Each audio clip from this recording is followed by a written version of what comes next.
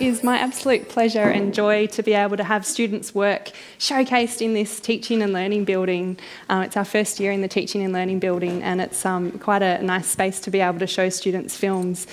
A little bit of a slow start, but hopefully that gave you a chance to experience some of the great pieces of work that were in the room. Of course, there's always a few hitches with some of the IT. Some of the MOOCs which we were screening on were having a few glitches, but we got there, and we've also were able to showcase a lot of the stop animations up on the centre screen. So, to begin, I'd like to acknowledge the Boonwurrung peoples of the Kulin Nation, whose land we are gathered on today, and pay my respects to Indigenous elders of the past, present and emerging, one of which, of the present, we're very lucky to have here and be in the presence of today. I'd like to acknowledge the educational relationship with the Boonwurrung Foundation that we have benefited from in our second year in a row now as part of this broader intellectual project on food education in schools. So it is Senior Elder of the Boonwurrung, Narawit Carolyn Briggs, that we have here, and I'll introduce her again in a moment. But before I do, I'd like to say it's my great privilege and pleasure to welcome each and every one of you here tonight for this food and nutrition education seminar, which we've called Curious Feast. This is a pilot project, and we're so happy to share this body of work on food in health education as well as arts education in this final seminar of the Health and Physical Education Seminar Series. This is the final one for 2018, and it's really designed as a resource to support and connect with teachers and educators, and the content of this presentation has been arranged for this purpose. So my name's Rosie Welch. I'm a lecturer here in health education. I'm not sure what I was thinking at the time when I put my name down to do a seminar in week 12 of semester 2, which is the last week. But I'm here presenting on behalf of Dr. Dina Leahy, a senior lecturer, a very accomplished senior lecturer, and our collective work in food and health education that spans many years together. Mostly more years for Dina. So Dina will be able to talk to questions at the end, particularly in relation to some international insights, as well as emerging data analysis from an ARC, an Australian Research Council project that she's worked on in relation to 50 families in Victoria. And in that study, there were primary children that were asked about food knowledge from school and whether they brought that knowledge home from school. So really curious about the transitions. So Dina might be able to talk to that a little bit more in question time, but just to acknowledge that amazing project that's happening in this space. And much of the talk or the seminar tonight is about an article that was published in the Active and Healthy Lifestyles Journal just a little while ago.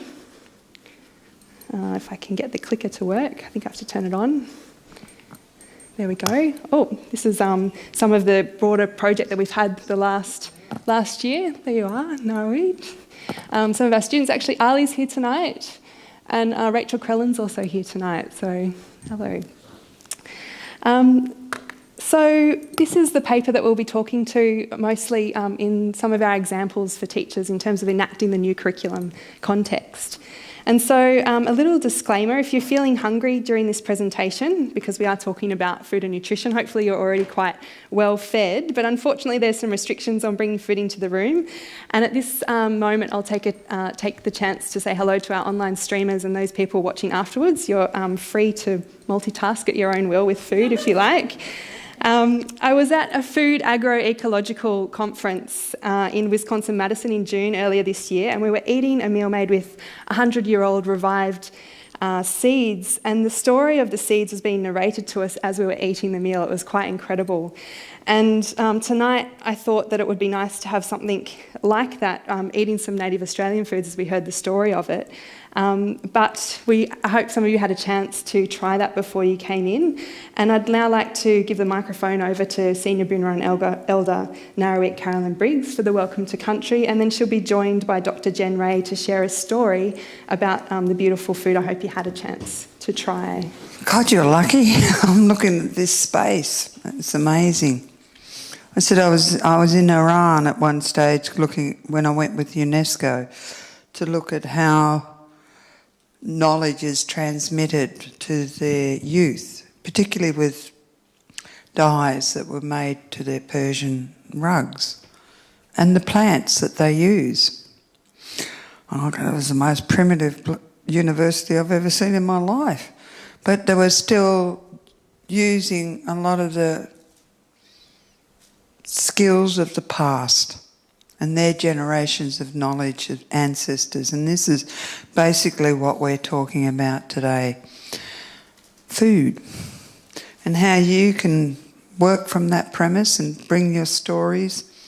But firstly, I'd like to pay my respects to my ancestors and to elders, both past and present, and any elders that may be here tonight, but also any fellow countrymen, and I see lots of different diverse groups within this beautiful space. God, I used to work here in the 70s. I never got this. Thank you very much, Nari. Well, talking of Italian cooking methods, it's quite interesting that a lot of the Australian food traditions have come from all of these different migrational patterns through time, and actually some of the films address that. Some of the films are actually able to make links to how food is actually all of our dishes, the things that we hold up as being Australian, whether it's the lamington or even vanilla slice. One of the films actually traces those types of iconography to histories in other places. So with this title of this seminar, you would think that with the word futures in it, you might think about 3D printed food, or in the Impossible Burger, which was funded by Richard Branson, which is a completely plant-based, mass-produced consumable that mimics a real beef patty. But actually, some of the principles of food education are timeless, and we want to resurface and take stock of some of these, and that's partly why we wanted to put the Welcome to Country front and centre of this seminar. So this Curious Feast has been about piloting what happens when we approach food education through an interdisciplinary lens. And Dina Leahy and Melissa Wolfe, who I'm not sure where she is, up the back, the three of us have worked together thinking through that interdisciplinary approach to using film and other digital media tasks as a way to consider how different food and disciplinary knowledges can come together in an assessment task, rather than siloing out the knowledges, but bringing them together. I'd also like to acknowledge a few other people very quickly, and I'll get into it, but Professor Zane Murray, who's been really instrumental, and Dr. Beth Gott, who doesn't know that she's been part of this work. She actually set up the Aboriginal garden here on campus and has written a book, which is in one of my slides a little bit later. And we really stand on the shoulder and the legacies of some of these knowledges that are often subjugated or not visible on the surface of food education. So a lot of this work's been about trying to connect with those knowledges and make them more visible. And so I guess if I was to reveal my qualitative research biases, I'm not a health professional, I'm not a nutritionist or a dietitian, and I would encourage all educators to acknowledge this. I'm also not a chef. But I do consider myself a researcher and educator interested in curriculum enactment and health education as a rich site of inquiry for developing knowledge and skills for our society.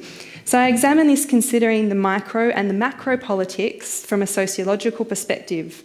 I'm also a foodie, that is to say that I am, that's not necessarily to say that I'm a food snob, but I do value food immensely. I like to know the origins of food and understand the various elements and cultures and histories that make up our food from an ecological perspective. My other biases are that I believe in climate change, unlike some of our politicians, and I'm from a family with a post-war migrant mother who always had a vegetable patch. In fact, just yesterday I received this unsolicited photo via WhatsApp, being proud about the spring garden. So I acknowledge these parts of what makes up me as an educator in this space. So food itself is not a learning area in the curriculum per se, but it does find itself linked to all sorts of disciplines in one way or another, especially if we consider the notion of food literacy. So we'll be coming back to that concept, which has been around since the 90s and was actually developed or initially used by in the field of nutrition. But the question is, how did this seminar come to be, and what is the problem with food and nutrition education in schools? And what's the history of that, and taking stock and future orientations towards that. And so food occupies a special place in our collective psyches because it is part of our visceral experience. Everyone has an opinion and an experience with food. Even if you're a breatharian, I'm sure you've experienced food as well. So we all have an experience with these foods and foodscapes, and there's always a personal and many emotions attached to food. And so who has the rights to particular types of food, who has accessibility to particular types of food, and food education is a really important question that we need to consider. And this doesn't make the practices of food education any less complex. In fact, it makes it more complex. So the focus of much food education has been to encourage young people to eat more healthy and to eat fruits and vegetables. And this is done generally by teaching them how to cook or how to grow their own food, and by providing healthy choices during lunchtime and other breaks during the day. And the focus on teaching children about food has been that it's something that needs to be a solution in many ways to the crisis of fatness or obesity that's talked about pervasively over the last at least decade to two. And so these various discourses on food and nutrition, and on obesity in particular, dominate conversations about how best to educate young people about food. And we want to consider and pause in the complexity of this assumption, especially when we see the common lesson plans from teachers, and it's very understandable given the resources that are mostly available or have been available, that teachers tend to produce activities like a lunchbox inspection where ingredients are mapped to the Australian Guide to Healthy Eating or the food pyramid. But obesity is a complex problem, and I'm going to go back to some data that I was lucky to work with on an honours project in 2007. It is carbon, we can't smell it. It was paper photocopies that we had to put through the photocopier before digital environment. But this was actually from the late 90s. This was some data I was lucky to work with, and then another version of it in the mid-2000s. And children in New Zealand in the National Education Monitoring Project, which Debbie you might be familiar with, were asked to talk about how fit are you, and how, on this one over here, how important is it to know how fit you are. And here's two samples of some of the data, and this is data from Lizette Burrows, Professor Lizette Burrows, and Professor Jan Wright, who I was working on the project with. And these two responses to all of us were very surprising and concerning around the types of messages that are associated and linked with health that are around the complex problem of obesity. And of course, since then, there has been more voices in the media around the complexity of obesity, but at the time when we were doing this research, there wasn't much dissent at all. There wasn't much critique of the idea that we would try and make young people fit and healthy through food and exercise in schools. So some statistics suggest that 4% of Australians are eating according to the Australian dietary guidelines, and it's no longer possible to balance this high-energy diet by increased physical activity. And those kind of stats are taken up in schools, and schools is a site where education might be a solution to the problem. It's also spoken of that if Australians did eat 2 and 5 overnight, so that 4% went up to much more, we actually wouldn't have an agroecology that would be able to supply that demand if everyone did start eating their 2 and 5. So this complexity means that it's not enough to focus on the individual behaviour change without taking into account the environment that supports or inhibits that change. The answer to lifestyle-related diseases will not be in telling people what to do or guilting them or making them unhealthier choices in a contradictory or confusing environment by simply banning things. And I'm going to have to backtrack here because I've got one slide that speaks to the cultural context around food and weight being linked so commonly. And this is, I'm currently participating in the Monash Faculty of Education Stepathon. There's a few of us here in the room. But straight away when I open up the webpage, this narrative around an apple and a measure tape and scales is right in my face. And we all know it, it's very familiar. This is just one example of many. Michael Gard, who I've worked with, he's a physical educator and he's written a lot on the obesity epidemic, science, ideology and morality in a book and tracking the science of it. But he talked about, as a physical educator, that there's so many demands to combat childhood obesity. Small children being forced to run the dreaded beat test and being subjected to public weigh-ins are just a couple of examples of clearly ineffective and probably harmful school experiences that will do nothing to help children lead healthier lives. And that was back in 2013 on the back of quite a lot of research around what are we actually doing in schools with young people and their bodies. So I guess this paper came out of an ARC set of data project that wasn't the fitness tummies that we saw in the previous slides. And this was from Year 5 students that we interviewed as part of an Australian Research Council project. And what we found was that children were talking about foods in binary ways: good foods, bad foods, healthy, unhealthy. They were able to talk about the Australian Guide to Healthy Eating, or they knew about the food pyramid. But what was problematic and what this paper was about was saying we actually need to broaden the discourse, the knowledges. As teachers, we are knowledge workers. We work with thinking about how young people make sense of the world. And so as part of that, if we're framing food in this particular way, it's highly problematic when we know there's a lot of what we call subjugated knowledges. Indigenous knowledges, for example, that have been silenced and erased in many instances. So the question is about how do we meet the contemporary needs and capabilities of our learners, for example, to balance learning about pleasure and health. And in this seminar, we're going to take stock of and continue to take stock of this research, and also talk through 6 guidelines that we came up with from all of the research that we've been thinking and working with. So food is plentiful in the self-sufficient nations of Australia, New Zealand, Canada and the United States.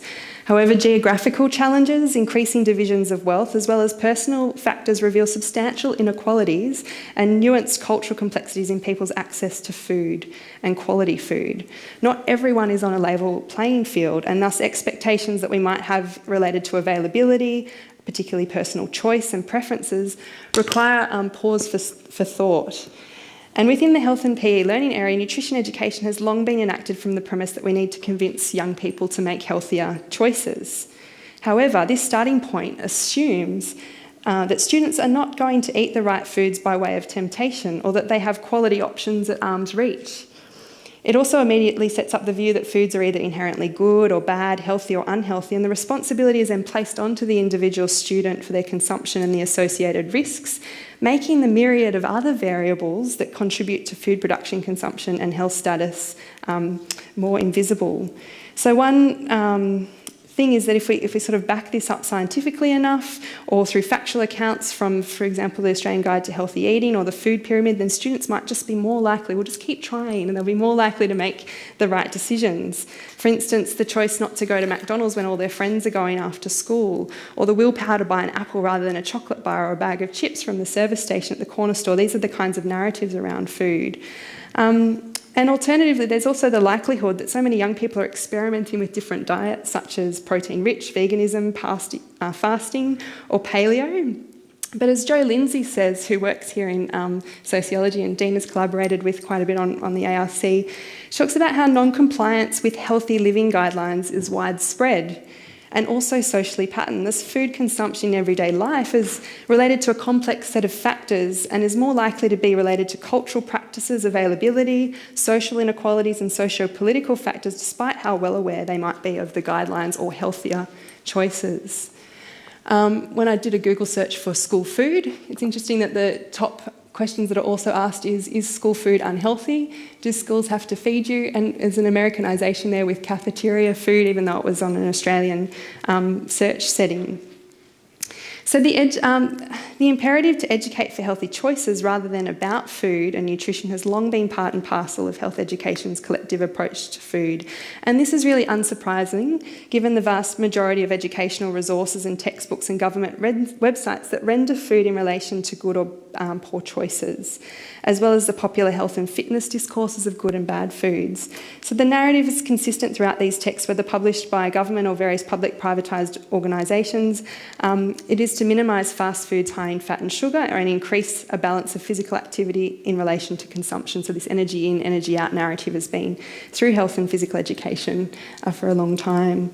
So the dominant approach to food is reflected in, I'm just going to skip ahead, a screenshot of the Fuse resources. And again, this is a context of food that's come out of the food pyramid and the plate. And what we're talking about tonight is really making links to the past and also looking towards the future. And one of my personal favourites that I've talked about a little bit, some of my students here might have noticed, but just the visual imagery. If we were to do a semantics analysis of this, we can see this woman in activewear running away from a heavily iced cupcake. Really shows that narrative that I'm talking about around good foods and bad foods. So this is reflected, and this is not to point out or pick on any of these, but it's more talking about the social milieu or the environment in which resources are available, and especially considering that in the context of teachers' demands and time constraints, we're thinking about resources. So there has been reviews of these types of resources, and the focus still remains, in many instances, with the responsibility of consumption, rather than necessarily cultures and productions and supply of food. So a recent, and so it's really a message that constantly comes through. This is another example of these types of resources which have the same sorts of narratives around good and bad. And one question I've asked students, is it really that simple, that there's these two types of foods and that they can be atomised in these kinds of ways? And there was a recent review of school-based healthy eating and nutrition physical activity interventions which mapped across the United States, Australia, New Zealand and the European nations, and they found whilst there's many school-based nutrition programs and schemes, there were only 14 of these that had research studies associated with them, which is quite remarkable.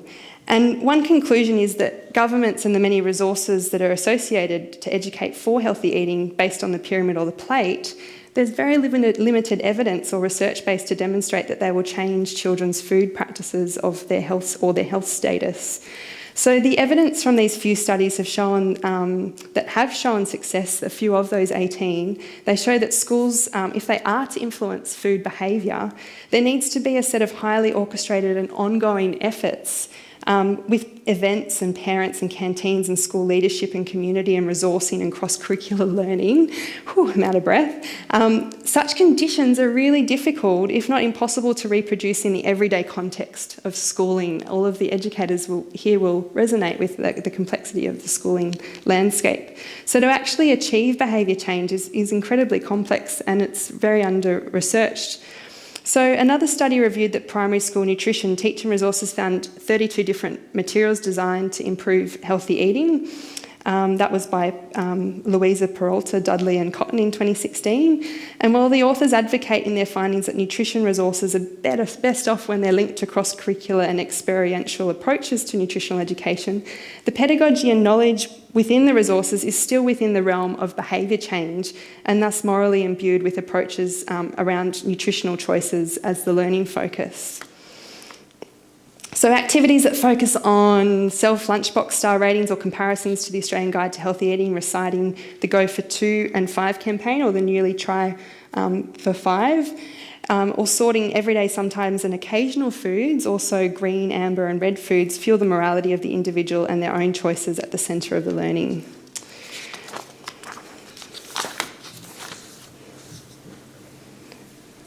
So food education has become about health purposes, not pleasure, not enjoyment, not even skills at times, but to enable children to look after themselves in ways deemed acceptable by the government. And that's quoting Lexie Elle. So it's really likely scenario that there's all these contradictions and between the different messages that young people get. It's not unlikely that a 7-year-old child could be smiling with joy at eating a chocolate chip cookie whilst at the same time saying, even though I shouldn't have eaten it, or it gives me a tummy ache. There's sort of this blame and guilt that can be associated with food. So young people might be more informed about health, the do's and the don'ts, than a decade ago due to the intensification of campaigns and social media and online networks, yet at the same time they find themselves entangled in this complex range of factors that shape their daily food consumption or lack of. And continually talking about right and wrong foods, as I've kind of tried to reiterate at the beginning of this, is that it's actually a very simplistic approach and it doesn't meet actually the capacities and needs of our students. One of the videos that I watched from my students today, there was this young boy, he was 7, and he was able to articulate proteins and the different nutrients and macronutrients that he eats on a daily basis, and he had a huge amount of literacy around this. And I'm thinking, how does some of the messages go with his knowledge and where he's ready to learn? And it makes me think of Scrinis's work on nutritionism and how this is more relevant than ever, and how food studies provides an example of the shift that we need to work towards. So food practices are continually evolving in relationship and influenced and responding to the social and biological and environmental systems. So the home environment at any age has been shown by many people to be the most significant setting for learning about food. And so given the complexity here, we hope to provide some commentary that extends beyond what can be called a pathogenic approach or a purely nutritional or biological approach to food and look beyond that. And there's another example of a study here. Even if we were to actually consider schools as sites for behaviour change, this recent study that came out last year shows that schools, there's no evidence base to show that schools can solve weight and obesity. So we have to pause as educators and think, if that is driving a lot of the agenda within health education, is this a good thing, and what is it doing if we keep trying things that can't be backed up by some kind of change, if that's the ideal? And then we also have some research that's come out around that a lot of young people don't know or don't care about the Australian dietary guidelines. So food nutrition is actually housed within the learning area of health and physical education. I'm going to scoot ahead. All of these slides will be available afterwards. I'm just trying to find one. Sorry, one moment. Just check I haven't. I'm going to go back. This clicker's great, Dina. Okay, so there's 12 learning areas within the new Australian curriculum and Victorian curriculum, not so new anymore, but it is new in New South Wales, just coming out this year. So food and nutrition is one of the 6 health education learning areas. So it actually specifically needs to be taught, assessed and reported on as part of this learning area. And if we zoom in on the definition from the curriculum, food and nutrition refers to the food groups and recommendations for healthy eating across the lifespan, as well as sustainable strategies for healthy eating and nutrition, food labelling and packaging. And food advertising, it acknowledges personal, social, economic and cultural influences on food choices and eating habits. And this, whilst maybe seeming like a very simple inclusion, what was previously nutrition, the addition of food as the first word and the grouping of that together as a focus area is actually very strategic and important in broadening the approach to what food and nutrition education is. And so when we think about this, it's actually part of an educative purpose and a strengths-based approach and ideas that should underpin the programming and planning of the learning area to develop health literacy and including critical inquiry approach through these knowledges around the personal, social, economic and cultural influences in particular. This is part of health and physical education. So as a first step in curriculum planning, adopting an educative and a focus and a strengths-based approach provides us with a powerful reframing device for both thinking about and doing food and nutrition education. So these propositions that underpin the learning area as well actually guide us with, we are able to actually use the curriculum and legitimate our practices in doing food education differently and thinking about the possibilities. So it can be taught in the physical education domain. Of course, we might have some design and technologies. Is there any home economics teachers here or people from that field? I'm looking at Rachel smiling. Yeah, another one here. So it's taught, a lot of tonight's presentation has very much been part of the seminar series on health and physical education, but acknowledging that there's strong disciplinary links there to design and technology. Students learn about where food comes from, how it's produced and how they can prepare it. They explore sustainability, cultural and social influences and learn to critically analyse food messages and information. And there's focus on the food groups and basic nutrition principles, but that is located within a much broader food agenda. And to us, I guess, as people who were researching in this field for a while, it gives us quite a lot of hope for possibility and happening as it converges with broader ideas around food, particularly sustainability, but also a lot of the other areas of food that link to histories, to the arts. And speaking of arts, Dina in particular has collaborated with an arts educator at QUT Dr. Linda Knight, and she did an Inktober drawing last year where she was drawing a food every day in Inktober, and all of the foods, these are her drawings to acknowledge them when you see them appear.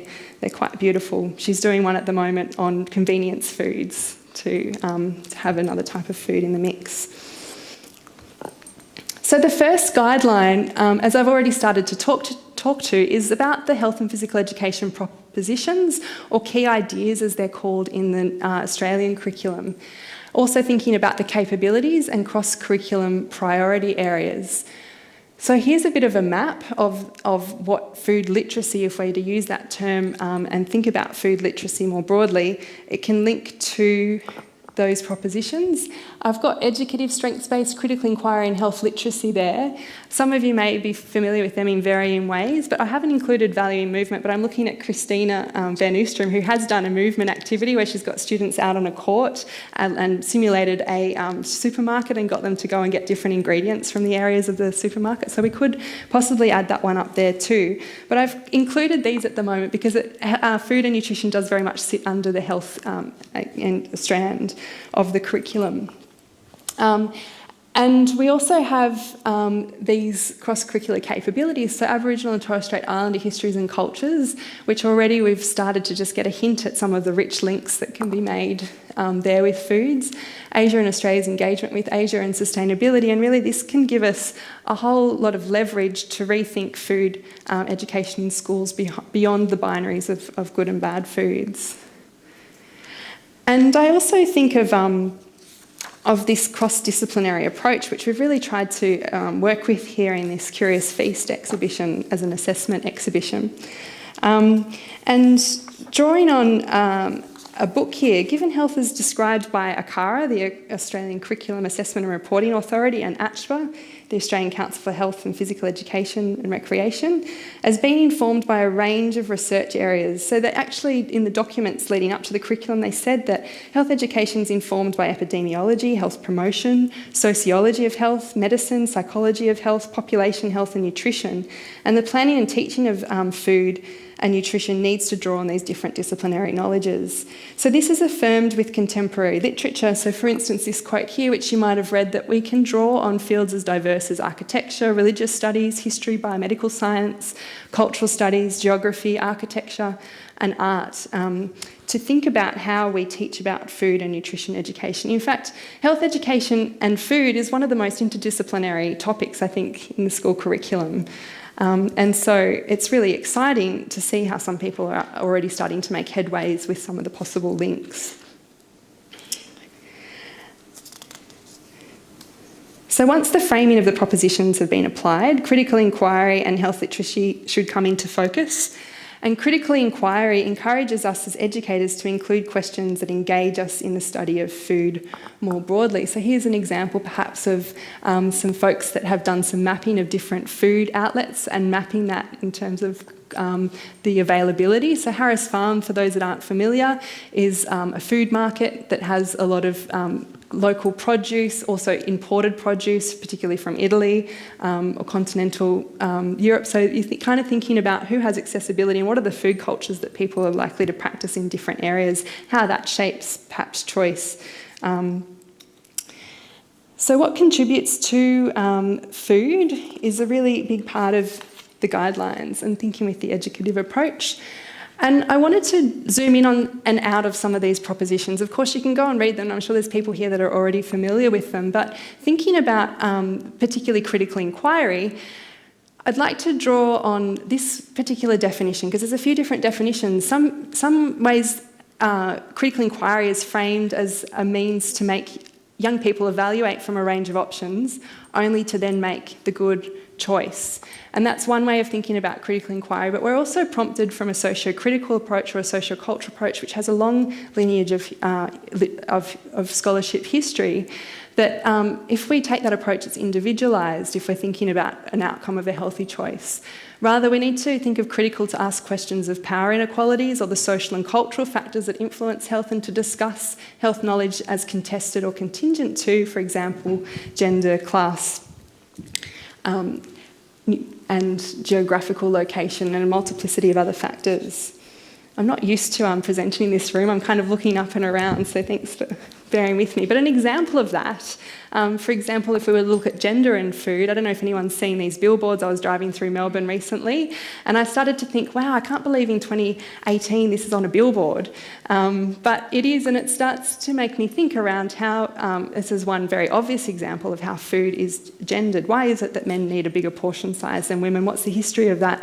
What's the link there perhaps to cultures around trades? Dina and I were talking about that little slogan on the left, lift with your knees, which is the idea, like it's an OH&S thing that's very common amongst tradie groups. So you can start to do some social analysis of the way in which food is framed and who it's designed for. Another example would be to look at things like food regulation, and how it's been a perennial issue for Australia, from dietary practices from the time of the First Fleet through to Navy regulations governing rations for the First Fleeters. So you could do all sorts of historical inquiries there around food. You can also start to look at examples of social media, and this is another example, I would say, in some ways of a critical approach to food, which is making quite strong commentary around those people that have access to making choice around food, contrasted to those that have no choice or food shortages or inavailability. So there's some questions here around how do we address the complexities of health knowledge on social media within the HP learning area?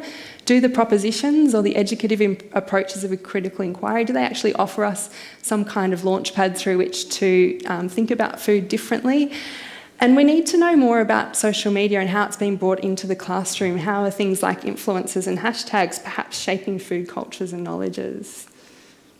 So, for example, with the introduction of the iOS 10 and Instagram, you can see that the term clean eating that didn't exist prior started to emerge. So you can do things like mapping trends of words. So a lot of the examples that I'm moving through quite quickly to try and give, I guess, ideas or examples of some of the concepts that we've been working with. Don't have the time to go into them in a lot more depth, but definitely happy to talk to people at a later time about some of these in a bit more explanation.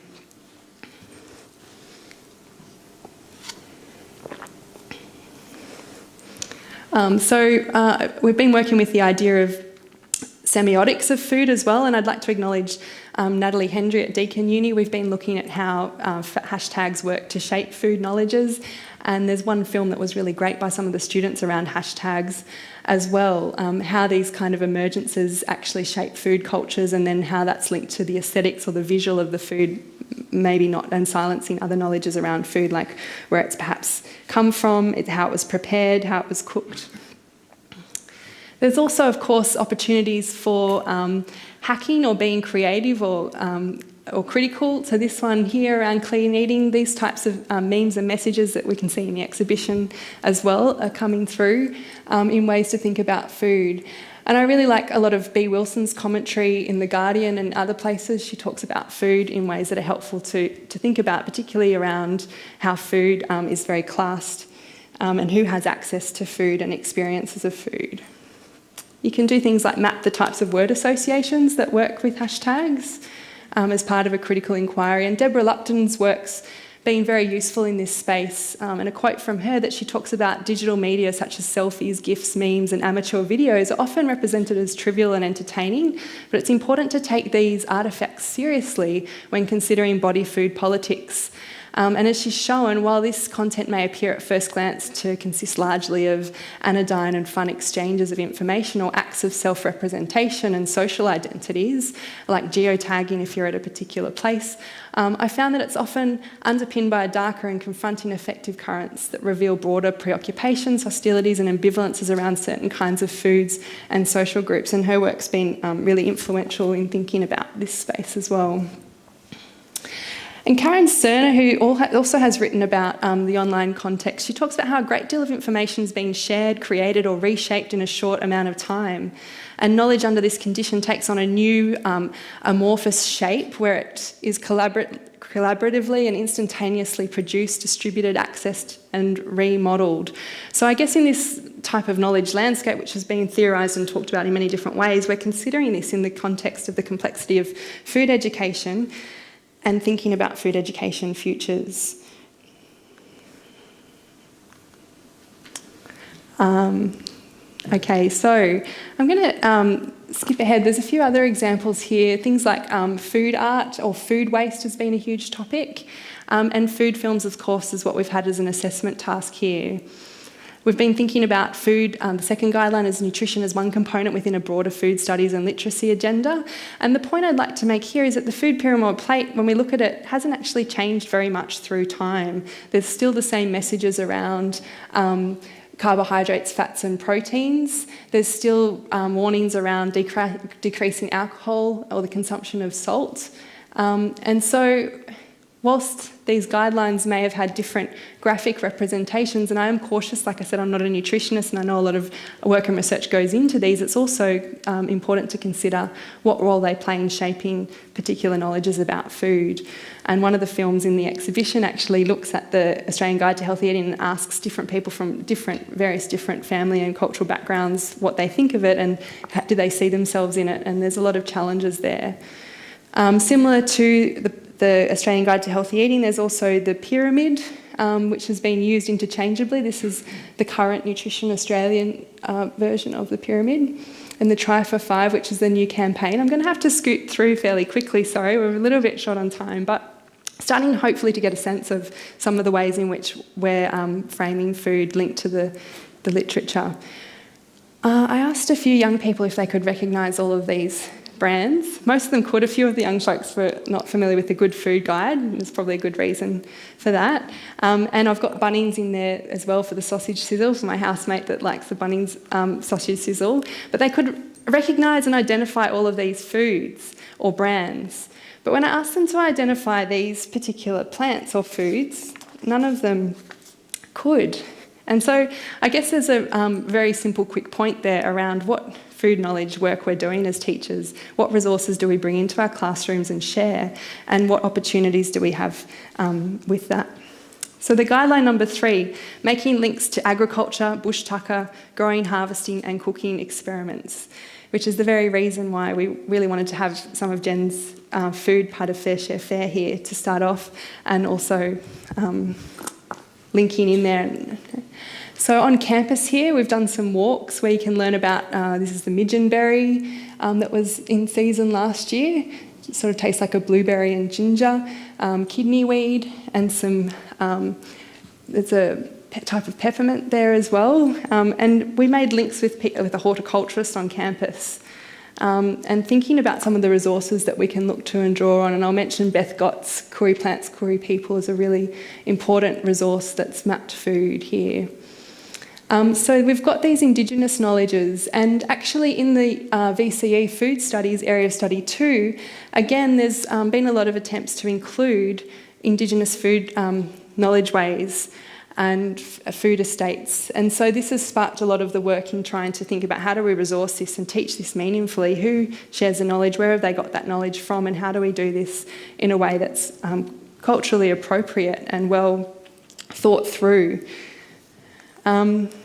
In the New South Wales PDHPE Health and PE curriculum, we can actually see that they've brought the cross-curricular capabilities into their content descriptors, which is different to what's happened here in Victoria with pretty much an appropriation of the Australian curriculum.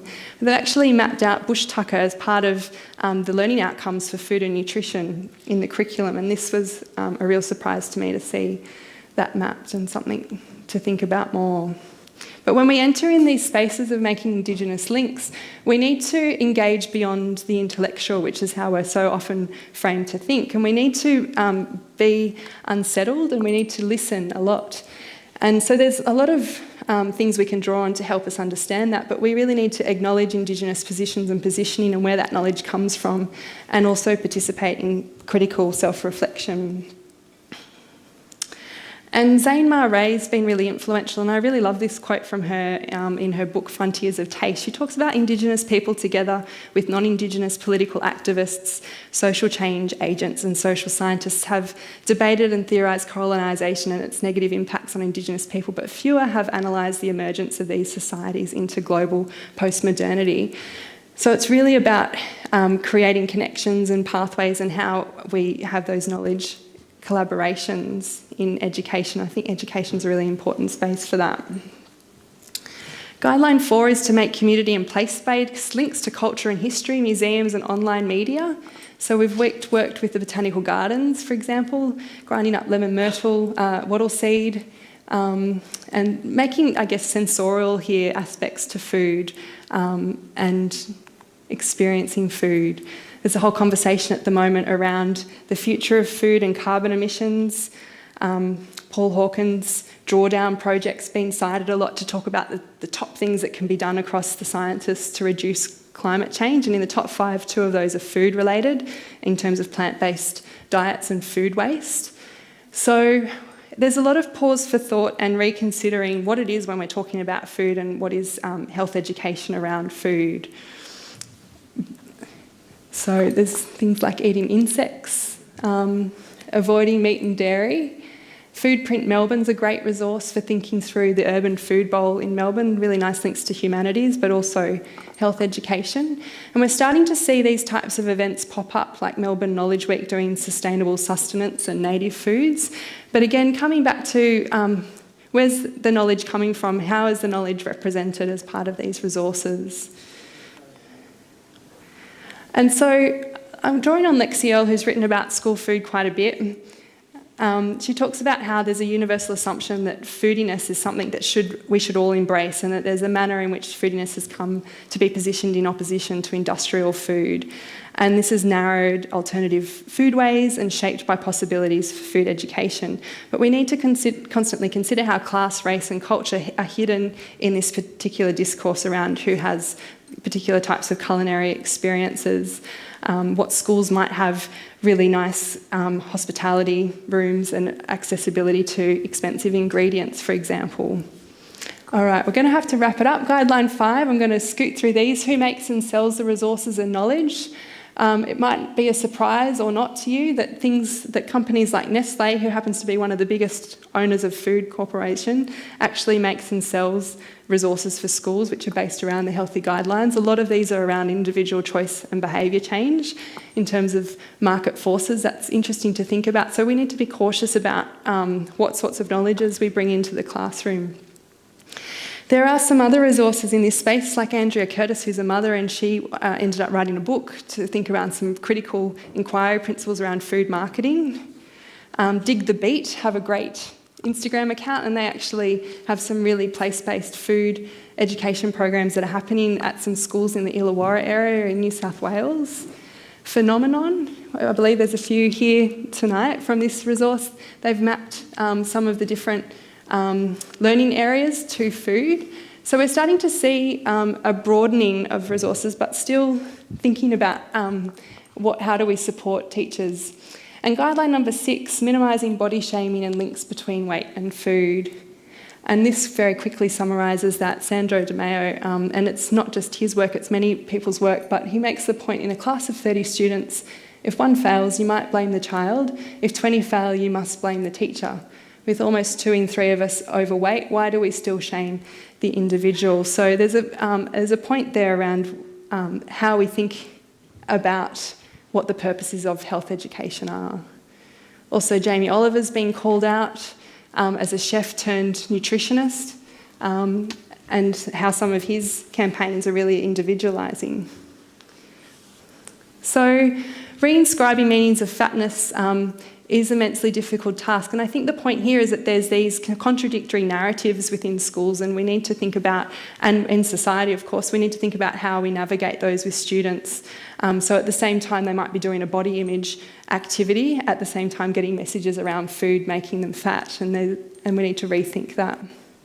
So there's the 6 guidelines. You can go back to the paper. I'm really interested in continuing conversations, getting people's reflections on these. It was quite a quick speed through of some of the guidelines that's come out of a lot of our reading and work.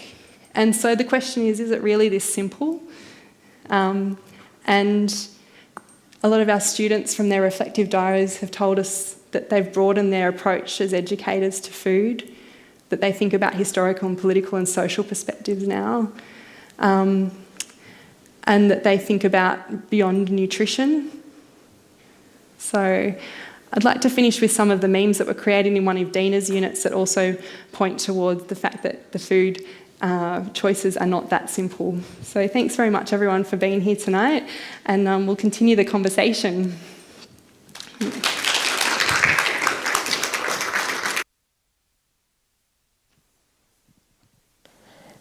Does anyone have any questions?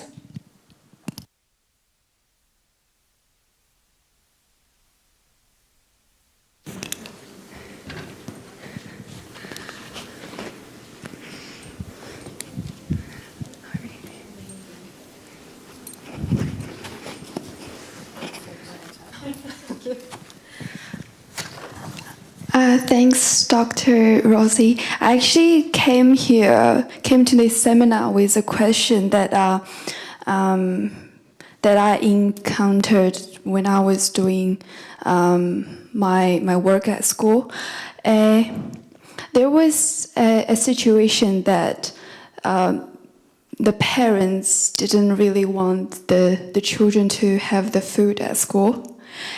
Because they have their belief at family that, for example, apple is always considered as healthy food, but in this family they don't see this way, or they have to eat apple after a certain way of cooking, such as steam or boiling it. In this situation, how, as a teacher, how we communicate with the parents? We try to convince the parents, or we follow what they say, their practice at home? Yeah, it's a really good question, thank you. And it's something, and I'm really surprised by the apple example actually, but maybe that's my ignorance around knowledges of apples. And I think there's a few things here. As educators, we are responsible in very dry terms for teaching, assessing and reporting the curriculum in terms of our responsibilities. But of course that comes with a whole set of more positive ways of thinking about what teaching, assessing and reporting is. So we have a curriculum to teach. So when the question is what our role is as teachers with relations to the parents, I think we need to let the parents know how the students' learning is going in the classroom, and that's what reporting is all about. We also need to be able to communicate to parents what's in the curriculum if they're interested to know what's happening in the classrooms or in and around the schools. And I'm going to pass over to Dina in a moment, because she's really her whole Australian Research Council project has been about those transitions of knowledge between schools and homes. I could say more, but I think we'd like to hear from you, Dina. Yeah, thanks for the question, and thanks, Rosie. I think one of the issues is, we are starting to see some kickback from parents about the ways in which schools are interfering in family food practices and food choices.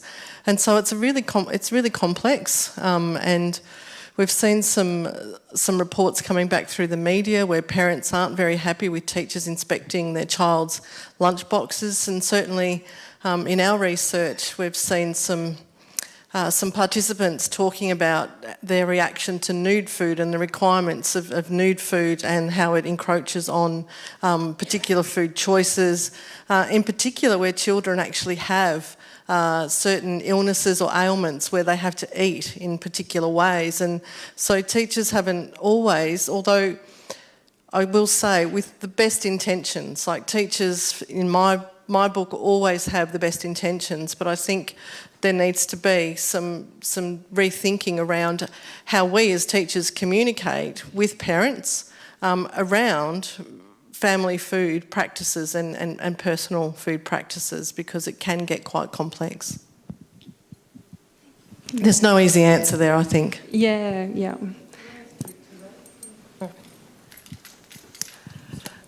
Speaking as a parent, I had the same thing. My daughter came home and said, "Oh, it's nude food and we can't have this." And it was the one time in a month that she got her little box, her juice box, and I had to pour it out of the juice box and put it into a recyclable box so that she could take it to school because of the lunchbox inspection. Anyway, I was happening to do reading the day when a student asked the teacher, "Why do we even have nude food?" as other students are inspecting each other's lunchboxes. And the teacher said, "Because we want to change the way that parents are buying things. We want to reduce packaging and start getting them to buy in bulk.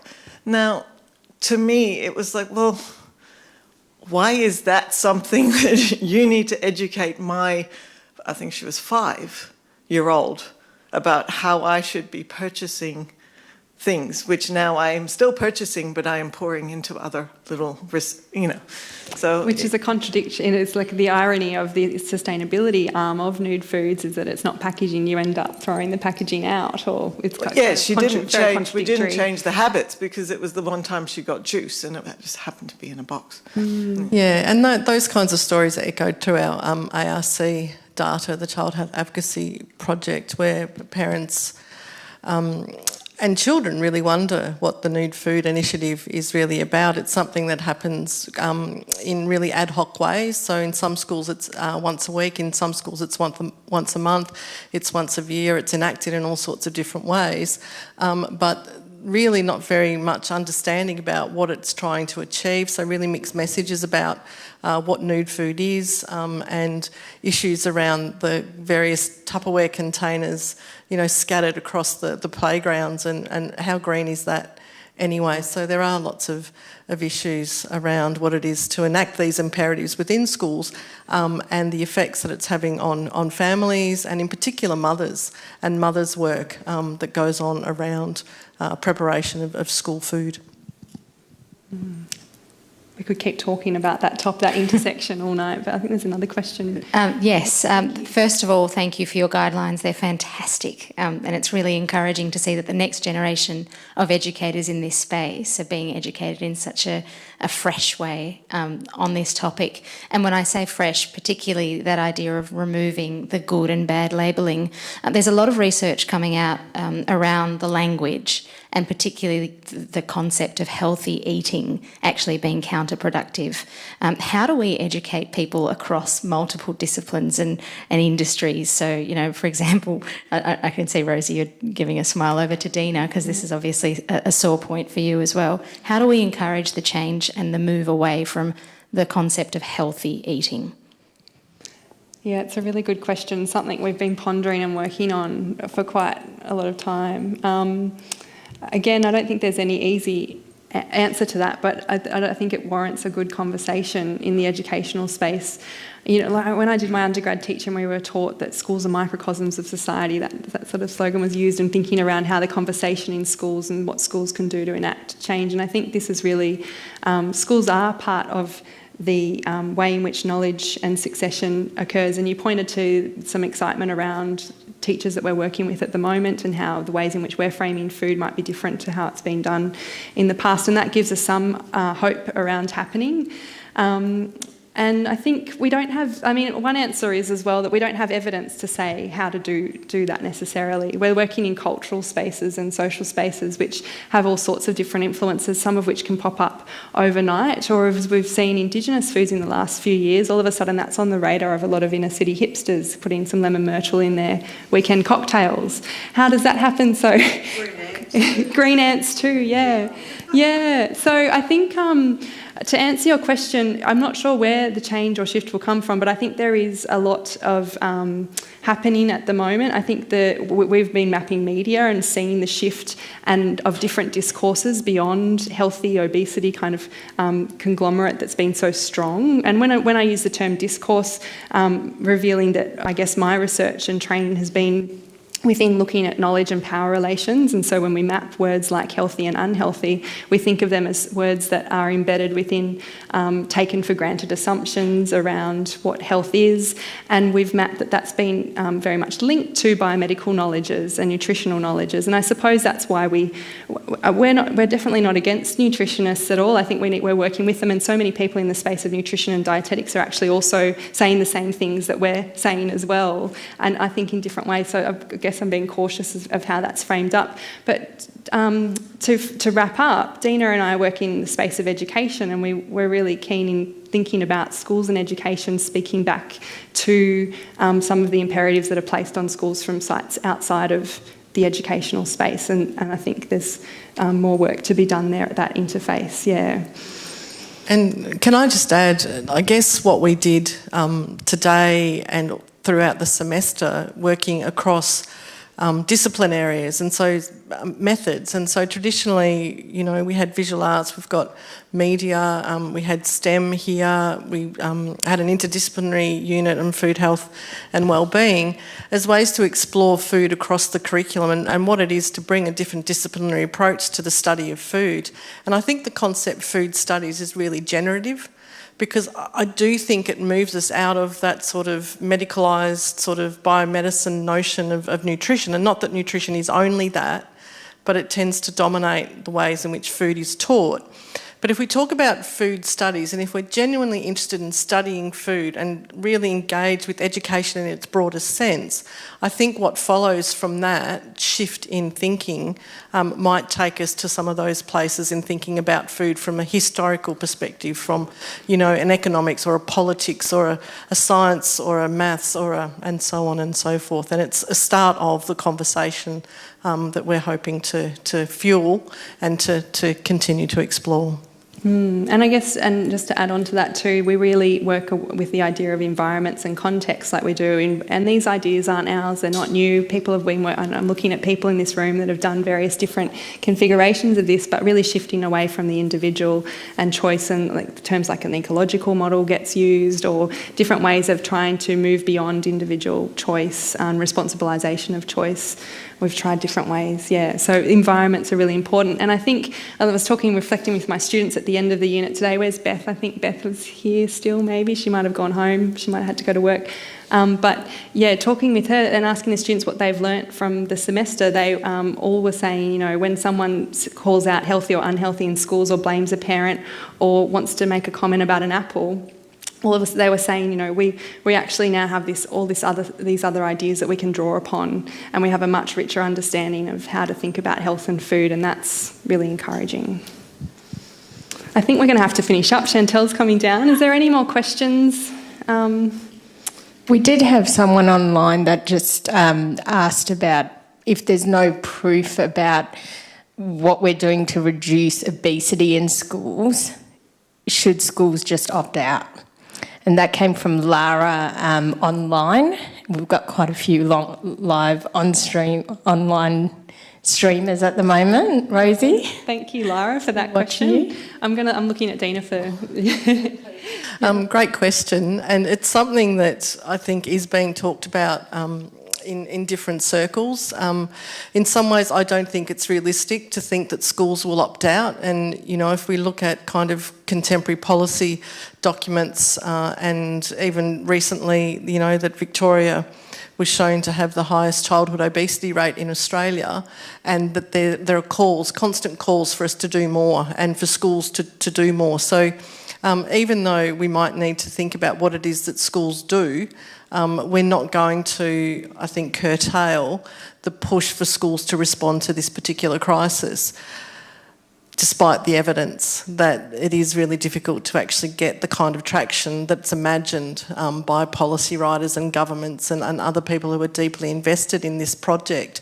What I think, rather than opting out, I think that what we should do is that we should study food. And we should study food from a broad perspective because we don't know what kind of results that will have. And maybe it's worthwhile trying that instead of the usual suspects. And I was talking to some Swiss students in one of my units. They're here on placement this semester, and they're in Year 8 in Switzerland. Everyone does food for a year as a subject. They do cooking skills and a range of different things. So it's interesting to look abroad, but also similar challenges that we have here also are abroad.